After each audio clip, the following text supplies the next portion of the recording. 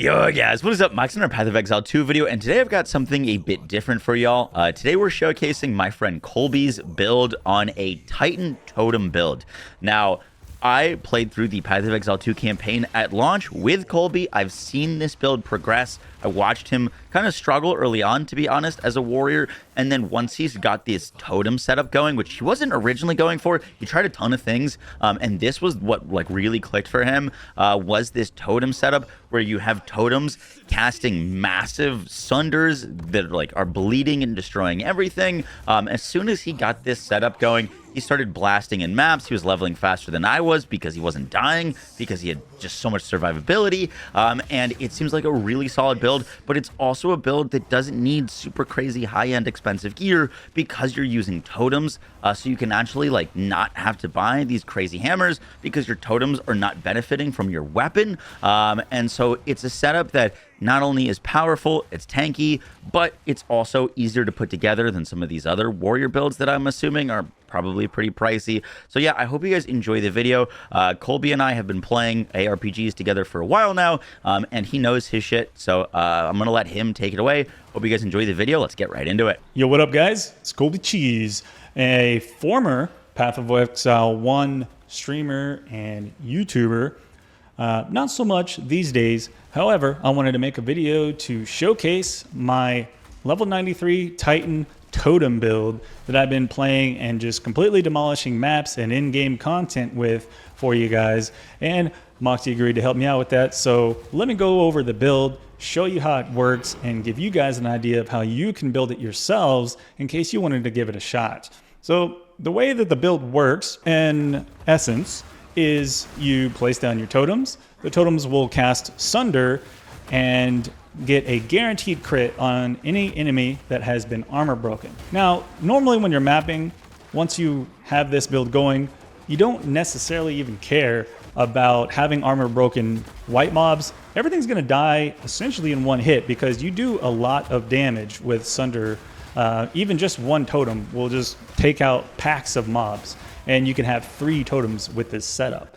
Now, as I'm running through maps, I'm gonna use Resonating Strike, which is an ability that completely replaces your active block with the ability to essentially break enemies' armor as well. So this build combines the safety of having totems doing damage for you with constantly active blocking while armor breaking enemies to guarantee a free crit for your Sunder because of the way Sunder works. And if you're not familiar, the way Sunder works is that if I mouse over Sunder within the totem skill itself, you'll see that it can actually consume broken armor to guarantee a crit on an enemy.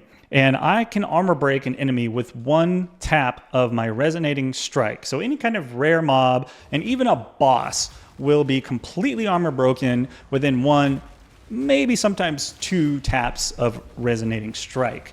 And that is just an insane amount of damage. And if I do not one-shot an enemy, I also have a lot of bleed damage built in to the build, which I'll go over in a little bit as well. All right, so the other half of how this build works is killing bosses quickly. The way I do that is I'll place down the totems, I'll do the armor break. At this point, almost always, the boss is immediately stunned from the amount of stun buildup that the totems can provide. So once that happens, I have a weapon swap setup where I drop my Hammer of the Gods and gain that massive bonk damage that also additionally applies bleed to the enemy at a, currently for me, it's 98% chance to bleed. The final parts of the build, probably the least important, but still worth noting, are the ways I'm stacking as many auras as possible and then making use of the rage mechanic to just juice my build that much more where possible. Now, I'll use Infernal Cry anytime that I am surrounded by mobs. The reason for that is that I have it supported with the Raging Cry support gem. This will give me a little bit of rage. And I also support my Resonating Shield with the Rage gem. This gives me 3 rage on hit. And that's just a pure more multiplier on top of my damage, as long as I've got a little bit of rage built up. If I look at my auras, I'm actually running quite a lot. Now, if you're just starting off and you don't have any gear with additional spirit, for me, I've got 190 spirit. That's coming from my chest piece and also from my amulet. Now, you only really need, in my opinion, 2 auras, and that's more or less because you want the supports on those auras. It's going to be important to have the things like clarity, precision for its accuracy. You're going to want herbalism, cannibalism, vitality. Those are the things that you want to have. I'm running Time of Need. I love having that extra heal happen occasionally, as well as removing any kind of elements and curses. And then Scavenge Plating to boost my armor rating as far as possible every time I break armor, since that's happening quite often. Now, once you get the additional spirit to spend, you can start throwing on additional things like, for me, I use Magma Barrier. Now, this is going to be depending upon how much armor you have on your shield as to how effective this actually is. But if I take a look at Magma Spray, every single time I active block, which obviously I'm doing constantly with Resonating Strike, I'm going to be hitting 71,000 just from the spray of magma. Now, I'm not doing any fire scaling or anything like that, but it does do an incredible amount of damage. In fact, I've even one-shot rares simply by blocking. And I do have a high armor shield. I would say if you need more defenses, you probably want to focus on a shield that is more of a high block chance. Mine doesn't have a lot of it built in, but I don't really care because I'm just active blocking. And when you active block, that's 100% block chance, at least from the front. Now, the final aura is, what is it called? Berserk. This one, I don't really care about the life leech since my totems are doing the damage, not me. However, it grants another 57% increased effect of rage. That's just more damage. And hey, we love damage here at Damage Nation, right? So that's pretty much the build. That's how it works. I'll put down the totems. I'll Resonating Strike. And I'll rush between packs of mobs. There's a lot of things you need to know about the build to make it work for you and to scale it up effectively. I'm going to talk about some of the things that I did that were a mistake and a few things you can do that will help you to get the build off the ground for yourself. So I have a couple different maces in my inventory that I want to talk about initially. The way you scale damage with any totem build is simply by having the highest amount of melee skills as possible. You'll see mine's level 30 right now, which is crazy high, and it could even go higher. I believe about 3 levels more if I had perfect gear.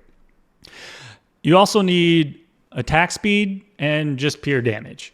Now, the big thing to note is that the stats on your mace do not matter. The only thing that matters on a mace is the bonus level to melee skills.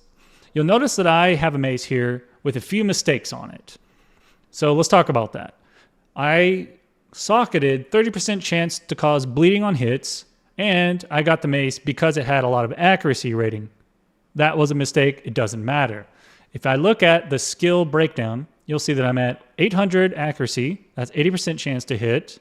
And my chance to bleed is 48%. I have another mace here, which was super cheap and has really no stats on it at all. Just a +6 level to melee skills. Let's swap it out. Same damage, same accuracy, same chance to bleed. So that was my mistake. If I were to change it up now, I would actually go to Alva and I would purchase from her the socketed Soul Core of Azkaban. You put 2 of these in your weapon, that gives you another 30 spirit. What does that do? That frees up more room for you to buy an amulet or armor that does not have as much spirit as what I had to purchase in order to run all of the auras that I'm running. The other thing you can do, especially early on, before you get the strength requirement to wield a 2-hander with Giant's Blood, is you can buy yourself a cheap one-handed mace. Now, this mace is only +4 to melee skills. I think about it for an Exalt just to test it out. I was basically testing if the local attack speed on the mace would affect the totems. I don't believe so. However, you'll notice that this is more than usable. It's only 16,000 damage because +2 skills at this high of a level is massive difference, but it would still be perfectly fine to use. In fact, you could even dual wield one-handers if you wanted to, at least early on before you really cared about defenses, and you would have way more damage than is required. So the main thing to note, get accuracy as much as you can from obviously the precision on your aura, but you're probably going to want some accuracy on maybe gloves or amulet or wherever you can get it, just enough to be at 80 to 85% chance to hit. If you're at a position where you just cannot get enough accuracy, then until then, you may need to take Resolute Technique. Now, this is obviously going to completely invalidate the whole breaking armor to explode enemies, but I did run Resolute Technique for quite a few levels, maybe like 10 levels before I found the gear with the accuracy, and even without the guaranteed crits from the Sunder, I was just demolishing everything. Honestly, until you get to really high level maps, nothing really matters for damage because it already hits incredibly hard, in my opinion. But let's move on. What you need to focus on with this build, other than the melee skills, is getting as much strength on your gear as possible. The reason for that is if you actually want to run a two-hander and a shield, it's going to be very difficult to do. And so you have to get probably almost every piece of gear. You're going to want to have a high strength roll. I've got it on my gloves. I actually have strength on my mace. So if you're buying a mace with plus skills, try to get strength on it as well. That is one stat that at least will help you. And I believe I have it on my belt. I've got some bonus attributes on my ring. And that's pretty much it. Focus on strength, and then you can focus on HP, and obviously resist and chaos res, and any amount of spirit on your chest and amulet that you can spare. For me, my upgrade would be to get another +2 to melee skills on my gloves. Currently, I can't really replace these because these gloves are just too good. But if you were to start your build from scratch, maybe try to find some gloves with attack speed and with plus melee skills, and then figure out your resist and strength on the rest of your gear where possible. As for your gems, let's talk about the links that you want to focus on. I've basically put mine in the order of how it matters for leveling. Not everyone's going to have a 6 link initially, but even with just a 3 or 4 link on your totem, you should be more than capable of destroying your way through maps as you build yourself up. Obviously, you're going to need one for Sunder, and then you're going to want Upheaval. Upheaval's the equivalent of having multi-proj, but for slam skill. That's going to make it shoot out the 3 different slams and clear a large portion of the screen. This gives you big map clear. Finally, just go big damage. Brutality. The big thing to note on this particular support gem, there's another one that's similar to Brutality, which I place on Hammer of the Gods. And the reason I use Heavy Swing on Hammer of the Gods and Brutality here is because your Infernal Cry, which generally would empower your attacks, it will not apply to your totems. So the additional elemental damage that Infernal Cry gives you, you want to make sure that you use Heavy Swing, not Brutality, for your Hammer of the Gods. But going forward, Brutality, super critical. Super critical gives you that extra crit damage bonus. We don't care about the crit hit chance. You're not really critting without armor breaking, but you're getting 100 guaranteed crit every time your armor breaks. So this is just big, huge damage on any kind of rare and unique monster. And then finally, for the last socket, just another +1 levels. As you know, melee skills will scale the damage massively. In fact, I can just show you. Let's just take it off and see. 23k, we take it off. it's another 2000 DPS. So pretty good. All right, finally, Hammer of the Gods. I like to have this thing boosted every 6 seconds. Well, clearly it's going to be up every single time you use it. That gives you a big area size and a more damage multiplier. I think that the more size on your hammer is incredibly helpful for hitting that thing, especially if the enemy is moving a lot. And then just the more melee multiplier, followed by bleed chance and magnitude. Actually, I'd probably swap these in terms of importance. You want to have that bleed chance, and then your bleed magnitude. And finally, as a sixth link, I'd say the skill effect duration, which makes it land much faster, and thus you're going to land it more often on moving enemies. And if you're having trouble landing this, you could technically swap the fast forward to another spot, but that's more or less something you can play around with. And so for me, I even have in my skill tree set up to drop it much faster too. So you could argue that for quick mapping and just killing rares with it, you'd want that faster attack. It's just something to play around with. The other links are going to be fairly simple as well. If I just scroll up, Mace Strike, I've got a bunch of things linked into it, but I almost never use Mace Strike. So in my opinion, this doesn't even matter. But just throw in whatever additional skills you have. For now, I've got like Armor Break, more max physical, attack speed, attack damage, and Aftershock on heavy stun. Again, I almost never use Mace Strike. So if you're having dex requirement issues, you can just take these off, to be fair. And that'll free up 10 dex that you don't have to put in your gear. Shield Charge, the increased cooldown recovery rate is great. So you can just keep rushing between packs faster. That's probably the main thing you want. I also threw in like stun buildup and knockback. These don't really matter. Mostly you just want recovery. Resonating shields, you're going to want more armor break, more area of effect, the rage on hit for that more multi, and finally I just threw in like aggravated bleeding on heavy stun enemies. This is more or less going to just make sure that the boss takes more bleeding damage. Everything else is already dead by the time they're heavy stun, if you ask me. So this is mostly going to be effective for the bosses of maps. Your Infernal Cry, the main thing for this is, I think life tap is very important here. This skill actually can cost quite a bit. And then Raging Cry to give you that rage.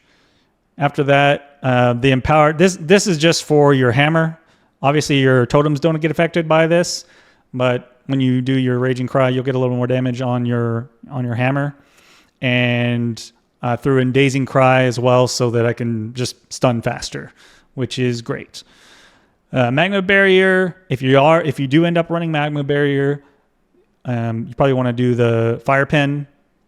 I just threw in more damage, elemental, and exploit weakness. I don't know if this is really important, but sometimes I'll be able to break armor by, if I broke their armor with my resonating strike, then obviously my shield is held up. Boom, the Magma Barrier procs. That's another 50% multiplier. I have easily one-shot rares just by blocking before because of this. All right, so you've seen the gems. Let me talk about a few things on my skill tree that will be worth noting. You'll probably see this within any Titan build. You're obviously going to have all the strength nodes in order to wield a two-hander. So this stuff is fairly self-explanatory, just taking all the nodes with big strength on them right over here.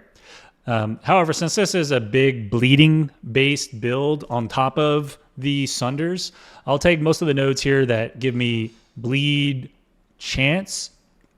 And you'll see I get 2 here. And then moving down the tree closer to the additional totem nodes, there's a couple more bleed chance, which is coming from this cluster here. You get another 7, 7, and 7, and 7. And then these 2 here will aggravate bleeding. That's basically like doubling your bleed. So anytime you can aggravate bleed, that's great. Take it.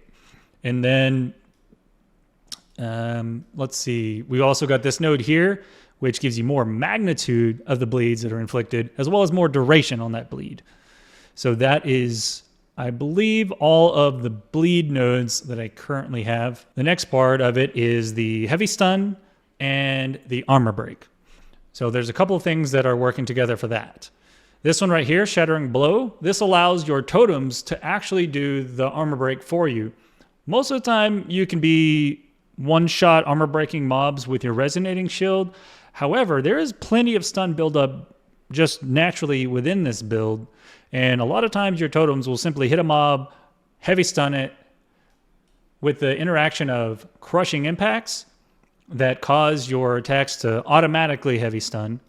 Once that happens, you're breaking their armor. That armor break is multiplied by all of the armor break nodes that you also have taken in the tree, which will in turn cause them to give themselves a free crit without you even having to armor break for them. So it all is just kind of a working together system. I will say probably one of the most important things on this skill tree is actually price of freedom. The reason for that is that these totems get incredibly expensive. If you look at it, it's 183 mana, 191 life, and therefore if you were to try to do, let's say, blood magic, you'd be using a ton of your HP every time you cast that totem. I tried it. I don't personally think it's worth it. It's not a big deal for me to get a little bit of mana and mana regen on my gear and occasionally use a mana potion. It's never been a limiting factor for me to have half mana cost. So in my opinion, just take Price of Freedom, get a little bit of regen on your HP, a little bit of regen on your mana, and you're more than fine. In fact, when I'm mapping, it's not like I'm just constantly slamming totems and going out of mana. I'm running between packs. I'll put maybe one, maybe two totems in between packs, and that's really all I need, just running between packs. And then when the boss is up, I'll do sometimes only have to cast two totems due to the fact that I've got this node that will cast two totems for me 20% of the time. So that's really great. I also have a weapon swap setup built into this tree. You'll see that whenever I have weapon swap 1, it's all of the totem nodes. So right here we've got totem placement speed. Over here we have additional totems, more totem attack speed. And over here we have the third totem with the chance to stack two totems. For the second weapon set, I'm actually running another mace on this offhand, which is just as much DPS high-end possible. And that's where I put in the more multiplier on my mace, which is the Skull Crusher against heavy stun enemies, all these mace damage nodes here. I have a few points into area damage, cooldown, area of effect size, a little bit of multiplier on my bleed, and also the reduced duration of the hammer so that it lands faster. Outside of that, there's nothing else fancy happening on the skill tree, just a couple of damage nodes. I've got the health node here. I love having HP, and I believe that pretty much wraps it up. As for the anoint on my amulets, there's actually a lot of options you can take. This one's cheap, and that's one of the reasons I took it, but it does increase the defenses from my shield. Since I have a really high defense shield on my main hand, it doesn't have a lot of block chance built into it, but I'm always active blocking. So Towering Shield was a great choice for me personally. More defenses plus another 25% chance to block as long as I've active blocked recently. And if you've been following along, I'm always active blocking with Resonating Shield. So that's super helpful. Even if you had a high block chance shield, that would just give you a huge multiplier of block chance. Since I'm not actually speccing into a lot of these block nodes that some builds might be doing, that's, every bit of block chance is great for me. Now, the next part outside of the skill tree to look at is going to be the ascendancy and like what order you might take them in. Personally, I took the hulking form. I feel like is one of the big parts of playing Titan, and that's one of the reasons why this bleed build works really well, is that scales all of these little small bleed nodes quite massively. Usually this is like 5% chance, and now it's 7 because of the hulking form. You also get that big, huge max life bonus, which allows you to probably survive a few hits that you might not have previously. And finally, I took crashing impacts as my last point. This just gives you more stuns, especially as the mobs gain more HP at tier 15 level. You know, you're going to want to be able to stun at a lower threshold, and that allows you to do that. So that's what I've done with the skill tree and the ascendancy, and you should probably follow along with that as well. Whenever you're leveling it up, more than likely, you're going to want to take these nodes for the totems as your last few nodes. And the main thing you want to focus on is getting this bonus totem nodes here as your first couple of nodes. So what I would recommend, due to the fact that this gives you all of your totem placement speed, looks like around 90%. That's actually huge. It's going to be a little annoying to place your totems until you get this. Is what I would do, and what I did do, in fact, is rather than using all damage gym setups, is I would use the totem placement support jewel. And I think it's called Ancestral Urgency. Let me just double check. It is Urgency. Pretty sure that is the name of it. There it is. Absolutely recommend placing that as a support gem due to the placement speed not being spec'd in. Just take it out once you grab those nodes. So you've kind of seen the build, how it works, what it looks like at the end game. There is still the question of, well, what do you do leveling up? This is not necessarily the perfect setup for, or leveling, seeing as how the Ancestral Royal Totem is the final tier. That said, leveling this up is going to be not too complicated. You can use almost any skill to level, if I'm being honest. So early on, I'd probably just focus on what you have available, which is, Earthquake, for example, which will give you some stun buildup into a Bone Shatter to blow up a pack of mobs. Eventually, once you get Sunder, you can start self-casting that. And more or less, the main goal is to eventually be able to get your Ancestral Warrior Totem. Even at a 3-link, this thing is going to slap. Once you have your, your Sunder and your Upheaval, just those two alone are going to be fine. Obviously, you do want the totem placement speed. So I would certainly socket the third socket for the placement speed. And that'll get you all the way up into maps, into building up some currency if you don't already have it, in order to socket it further, get more points, and improve from there. Even just one totem before you get the bonus totem nodes is great with Ancestral Warrior Totem. So you can technically use like one totem casting Sunder while you personally cast Stampede, for example, as like a little bit of damage if you have enough damage on your mace to use Stampede. But once you get even just 2 totems and plus skill gems on your weapon, you are going to be off to the races, more or less. So that's what I would focus on. Check my max roll planner. I do have like a little 50-point setup for your pathing on the tree.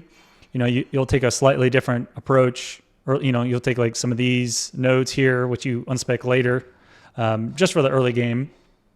And obviously, you're going to be avoiding a large portion of the tree to just focus on the really important stuff early game. So that's what I would recommend for now. Guys, that is going to do it for the video. I hope you enjoyed. Huge thanks to Colby for letting me feature his build on the channel. If you guys like this style of content and want to see more builds from more of my friends, I've got some buddies who are absolutely deleting things on Witch and Sorceress, which would be also really cool to feature, as I'm currently mainly focusing on the Ranger class. But yeah, guys, that is going to do it for the video. I will catch y'all in the next one. Take care, guys. Peace.